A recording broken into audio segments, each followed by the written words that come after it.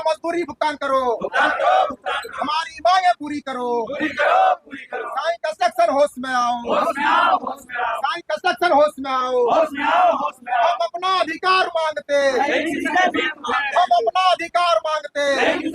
Sai construction होश में आओ, हमारी मांगे पूरी करो। साईं कंस्ट्रक्शन होश में आओ, जिला प्रशासन होश में आओ, हमारी मांगे पूरी करो। हम अपना अधिकार मांगते, हम अपना अधिकार मांगते। जी जोहार, नमस्कार। मैं जगन्नाथ और आप सब देख पा रहे हैं खंडोली पर्यटन स्थल क्षेत्र स्थित लगे वाटर प्लांट। जो इधर आप दिखा दीजिएगा थोड़ा सा। बताते चले कि जो वाटर प्लांट जो आप देख पा रहे हैं, यहाँ से पूरा शहर का जलापूर्ति होता है और ये लोग मजदूर हैं जिनकी वजह से लोगों की प्यास बुझती है। लेकिन अफसोस की बात यह है कि इन लोगों का प्यास और इन लोगों का मानदेय अभी भी नहीं भुगतान हो पा रहा है। लगातार मामला बढ़ता जा रहा है। बताया जा रहा है साईं कंस्ट्रक्शन के तमाम मजदूरों का हाल बेहाल हो चुका है और अब ये लोग आंदोलन करते हैं तो कई तरह की धमकियों का सामना भी करना पड़ रहा है। बताते चले कि पूर्व में लिखित में इन लोगों का मामला समाधान हुआ था गिरिडीह के सर्किट हाउस में, लेकिन वह मामला को भी नहीं निपटाया गया, ना उसका निष्पादन किया गया, ना उसका अनुपालन किया गया, जिसके कारण आज मजदूरों ने फिर पुनः अपनी बातों को रखना चाह रहे हैं। और बताते चले कि यह मामला आज से नहीं वर्षों से चल रहा है। मानदेय, मजदूरी बढ़ोतरी आदि कई समस्याओं से मजदूर ये जो देख पा रहे हैं, ये लोग जूझ रहे हैं। आखिर कैसे समाधान होगा, कब समाधान होगा, अब तक समझ में नहीं आ रहा है। आइए इन्हीं मजदूरों से जानेंगे और इन्हीं मजदूर लोगों से हम लोग बात करेंगे कि आखिर मामला क्या है और माजरा क्या है। क्या चाचा, क्या माजरा है? माजरा है कि जो हर माने वेतन लेने में कोई न कोई उठी करना ही पड़ता है, उसके बाद ही मानदेय मिलता है। हाँ। और आज ऐसा हो गया है कि अगला संवेदक 2 महीना माह को लेकर भागा है। हाँ। ये 4 महीना के लेकर भागेगा। इसका टेंडर खत्म हो चुका है। टेंडर खत्म हो चुका है। क्या नाम हुआ आपका? सुरेंद्र हेम्ब्रम। सुरेंद्र हेम्ब्रम। फोन को बंद कीजिए। सुरेंद्र हेम्ब्रम जी, क्या है थोड़ा सा बताइए। आपका सरकार वहाँ बैठल है जी, तैयो काहे दिक्कत हो रहा है? सरकार तो बैठल है, लेकिन हम लोग को बहुत परेशानी हो रहा है कि मतलब अभी 3-4 महीना हो रहा है, फिर भी हम लोग को वेतन नहीं मिला है। अच्छा, वेतन ही नहीं मिल रहा है? नहीं। वेतन बंद है अभी? बंद है। आपका चाचा? मेरा नाम मनोज राम है। हाँ। वही दिक्कत है सबको कि 3-4 महीना होता है, पेमेंट नहीं होता है। जब भी बात होता है तो आश्वासन दिया जाता है कि अगला माह से दिया जाएगा, और पिछला बार बैठक भी हुआ और अभी तक मानदेय बढ़ोतरी की भी तो बात हुआ था, 2200 रुपया, मगर नहीं मिला है। वेतन ही नहीं मिला तो बढ़ोतरी नहीं, वेतने नहीं मिला है तो बढ़ोतरी बात की बात है। चलिए हम लोग और चलेंगे लोगों के पास। महेंद्र जी, आप ही का नाम हुआ? मेरा नाम महेंद्र हेम्ब्रम हुआ। क्या महेंद्र जी, क्या मामला का हकीकत क्या है, सच बताइए। हकीकत यही है कि हम लोग जब भी मतलब कि हम लोग को सही ढंग से पैसा नहीं मिल रहा है। हाँ। जब आश्वासन हम लोग चालू कर देते हैं तब उसके बाद 10 दिन 15 दिन के बाद मिलता है। हाँ। अभी तक तो हम लोग को जो पहले बात किया हुआ है मतलब कि 2200 रुपया बढ़ा के देगा, वो भी हम लोग को पता नहीं लगता है कि मतलब हम लोग को दे पाएगा कि नहीं दे पाएगा। और आज दिसंबर महीना में इन लोग मतलब कि श्री साई कॉन्ट्रैक्शन वो अपना बोरा बिस्तर समेट चुका है। कहीं भाग ना जाइए, डर लग रहा है। ये डर लग रहा है क्योंकि पहले जो भुना अग्रवाल जो टेंडर लिए थे केमिकल, वो भी मतलब हम लोग का 2 महीना का पैसा लेके भाग चुका है। हाँ। और फिर लग रहा है कि कहीं ये साईं कंस्ट्रक्शन नहीं भाग जाए। हाँ, वो तो हम लोग का अभी भी लग रहा है कि भाग जाएगा। ये गंभीरता से लेने की जरूरत है विभाग को। बताते चले कि नोडल पदाधिकारी के समक्ष वार्ता हुई थी। बीएनबी ने खबर को प्रमुखता से दिखाया था लोगों को, लेकिन इसके बावजूद भी समाधान नहीं हुआ है। क्या नाम हुआ आपका? तुलसीदास। तुलसीदास जी, क्या मामला है? मामला यही है सर कि हम लोग को समय पर वेतन नहीं मिलता है। अगला 22 अक्टूबर को हम लोग को बैठक हुआ था सर्किट हाउस में, जो कि अभी तक वो मांग हम लोग को पूरा नहीं हुआ और अभी 3 महीना हो गया, अभी तक हम लोग को वेतन नहीं मिला है। और हम लोग को शंका यही है कि अगला संवेदक जो है सो 2 महीने के लेकर भागा, ये 4 महीने लेकर भाग जाएगा, हम लोग कुछ कर नहीं पाएंगे। इसलिए सर हम लोग आपसे आग्रह है कि हम लोग को वेतन भुगतान किया जाए बढ़ोतरी के साथ। बढ़ोतरी के साथ वेतन भुगतान किया जाए। देखिए चाचा बड़ा पुराना आदमी लग रहे हैं यहाँ पर। कितने वर्षों से काम कर रहे हैं यहाँ पर? 15 साल से। 15 साल से जी। तो क्या फिर कहानी? आप लोग का तो हो गया था मामला, सलट गया था सर्किट हाउस में सलट गया था, लेकिन फिर पलटी मार दिया हुआ। फिर पलटी मार दिया। पलटी मार दिया। वो बोल रहा है कि तुम लोग का पैसा हम दिसंबर 26 तारीख को देंगे। और 26 तारीख को पैसा नहीं देगा। 26 तारीख हुई, दिसंबर खत्म होने के बाद ही बढ़िया बिस्तर लेके भाग जाएगा और डायरेक्ट बोलेगा तुम लोग पैसा मिलता है सीरीज कंडीशन आपको मिलता है लखनऊ से। अब जहाँ आप लोग लखनऊ जाइए, हाँ हम कुछ नहीं जानते हैं। इसलिए पहले हम लोग ये चीज चाह रहे हैं कि पहले हम लोग इसका आंदोलन करके इसका समस्या हल करके अपना वेतन भुगतान लेना चाहते हैं। तो देख पा रहे हैं कैसे मजदूरों अपनी व्यथा को सुना रहे हैं, लेकिन इन मजदूरों की व्यथा को सुनने वाला फिलहाल कोई नहीं है। क्या नाम हुआ जी आपका? मेरा नाम यूनुस हुआ। आप ही काम करते हैं यहाँ पर? हाँ, ये काम करते हैं। क्या लग रहा है कि मिलेगा कि भाग जाएगा? क्या पता सर, हम लोग को खाली टेमे दे रहा है और कुछ नहीं दे रहा है। खाली टेम दे रहा है। टेम दे रहा है, खाली टेमे दिए जा रहा है। आप लोग भी यही कर रहे थे, क्या लग रहा है?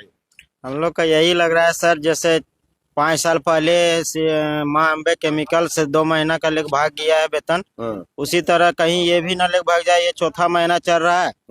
हम लोग का घर चलाना भी मुश्किल हो गया है। 4 महीना में आप समझिए, 4 महीना में अगर किसी को वेतन नहीं दिया जाएगा तो वो घर कैसे चलाएगा?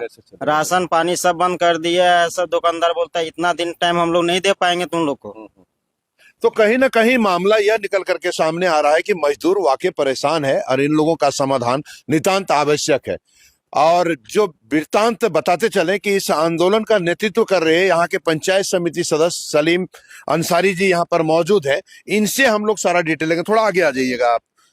ये जो आप कागज दिखा रहे हैं, कौन सा कागज है? ये वही लिखित वाला है क्या? कागज है 22 अक्टूबर 2025 को। हाँ। जो श्राइन कंस्ट्रक्शन और कर्मचारियों के बीच जो बैठक हुआ था। हाँ। और नगर निगम के नोडल जो पदाधिकारी थे मंजूर साहब। हाँ। उनके अध्यक्षता में जो बैठक हुआ था, जो निर्णय लिया गया था, वो पेपर है ये। हाँ।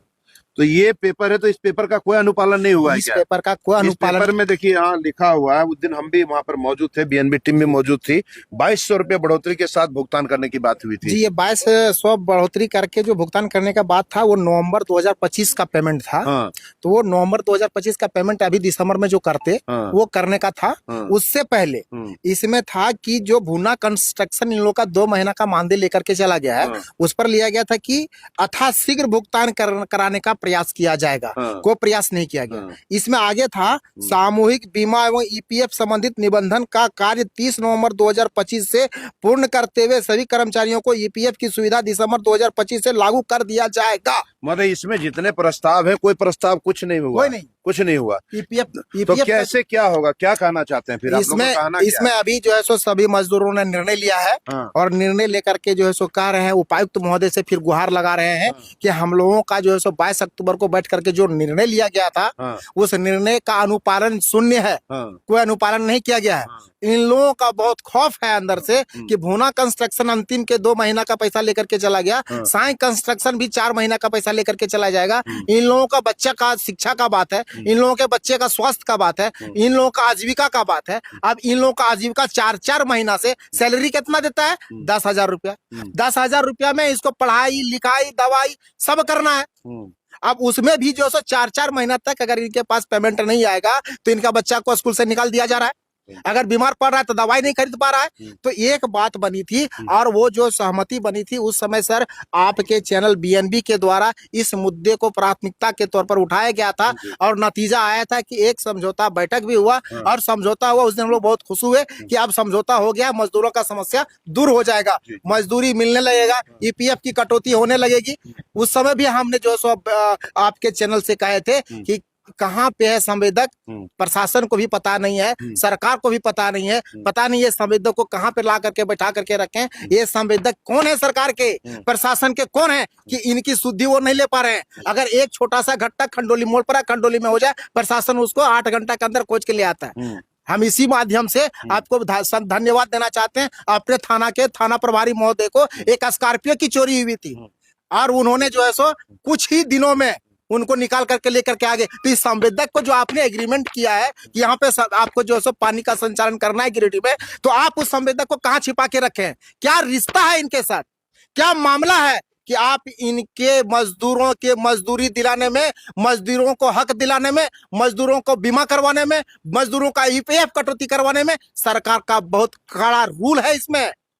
तो और उपायुक्त को आवेदन दे रहे हैं? ये उपायुक्त को दे रहे हैं जी। और इसमें सिर्फ साफ साफ कहा जा रहा है कि 10 दिसंबर तक अगर हमारी ये सारी मांगे पूरी नहीं की जाती है तो 11 तारीख से हम लोग कार्य को ठप करेंगे। और कार्य ठप करने के दौरान प्रशासन अगर हमारे साथ बल प्रयोग करने का अगर कोशिश करती है तो हम सब बाले बच्चे यहाँ पे रहेंगे और आत्मदाह करने के लिए खंडोली डैम, जहाँ पे हमने जमीन दिया था, जहाँ से पानी से तृप्त कर रहे पूरे गिरिडीह को, और हम जो सो भूखे प्यासे रह रहे हैं, तो उसी डैम में हम समाधि ले लेंगे और इसके बाद सरकार राज करे और प्रशासन मौज करे। हम लोगों का आजीविका का सवाल है, पढ़ाई लिखाई का सवाल है। जब कुछ हो नहीं पाएगा तो बच करके करेंगे क्या? सारे मजदूरों ने निर्णय लिया है कि अगर यदि 11 दिसंबर को हम कार्य ठप करेंगे, प्रशासन अगर बल प्रयोग करने का अगर कोशिश करेगी तो हम सभी लोग खंडोली में जल समाधि खंडोली में जल समाधि करें। तो देख पा रहे हैं मामला अब गंभीर हो चुका है। खंडोली जो वाटर प्लांट के मजदूरों का, इन लोगों का 4 महीने से वेतन नहीं मिला है। कई मामले हैं और कई बातें हैं जिसका कोई समाधान निकल नहीं रहा है। थक हार करके ये लोग उपायुक्त को आवेदन दे रहे हैं और साफ शब्दों में कहा जा रहा है कि अगर 10 दिसंबर तक उक्त मामलों का अगर समाधान नहीं हुआ तो 11 दिसंबर को ये लोग खंडोली में स्थित जल समाधि ले लेंगे मजदूर और कार्य को ठप करेंगे। और इसके बावजूद अगर बलपूर्वक कोई प्रशासन करता है तो ये लोग जल समाधि लेने की भी बात और धमकी दिया जा रहा है। यूं कहें कि मामला अब गंभीर हो चुका है। इस आंदोलन में महादेव तालाब, खंडोली जलाशय और चैताडी, ये तीनों जगह के कर्मचारियों के साथ सेम मामला है और सभी कर्मचारियों ने इस बार संज्ञान में लिया है क्योंकि उसका हक हकूक का मामला है। तीनों जगह कार्य ठप किया जाएगा और जहां भी जो है सो प्रशासन बल प्रयोग करने का कोशिश किया जाएगा तो ये लोग सीधे डैम का रुख अख्तियार करेंगे और फिर ये लोग समाधि ले लेंगे। मतलब ये तीनों, महादेव तालाब, दूसरा खंडोली, तीसरा कहाँ बताए?